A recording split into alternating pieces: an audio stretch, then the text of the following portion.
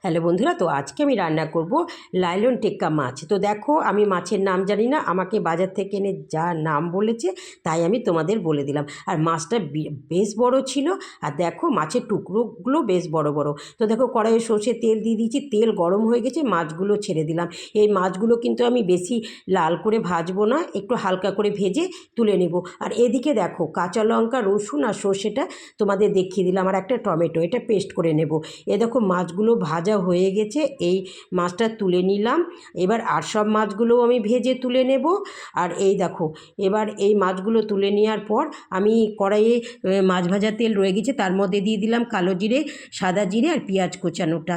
তারপরে দেখো, পেঁয়াজটা লাল হয়ে গেছে, দেখো এই একটা গোটা টমেটো, আমি টমেটোর ভেতরের এই বিচনের অংশটা বের করে ফেলে দিয়ে দিলাম।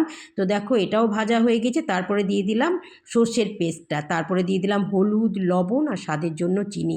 তো তোমরা যদি কেউ জানো যে এই মাছটার নাম কি, আমাকে অবশ্যই কমেন্ট করে বলবে।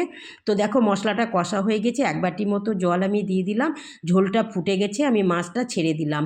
তো তোমরা এইভাবে এই মাছের এরকম ঝোল বানিয়ে খাবে, গরম ভাত দিয়ে দুর্দান্ত লাগে খেতে। আমি একদিন খেয়েছি, তাই তোমাদের সঙ্গে শেয়ার করলাম। তো দেখো, মাছটা হয়ে গেছে, ঢেলে নিলাম, আর এই দেখো কি সুন্দর কালার হয়েছে। তো তোমাদের যদি ভালো লাগে, তোমরা আমাকে অবশ্যই কমেন্ট করে বলবে।